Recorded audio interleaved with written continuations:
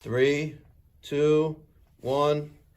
Let's go. Hallelujah. That's the Hallelujah.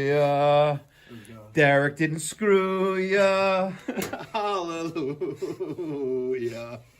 The pilot burner is the pilot is fed by the pilot. It comes out of the pilot burner, and the gas leaves the gas valve by that silverish-looking little tube. right. So when you're holding down that red button, you're manually keeping the gas flowing to the pilot burner, right? Normally, you're not here holding it down 24/7, right? But that electric charge that's powered, that's created by the pilot flame, it needs to be enough to keep that valve open and keep the gas flowing.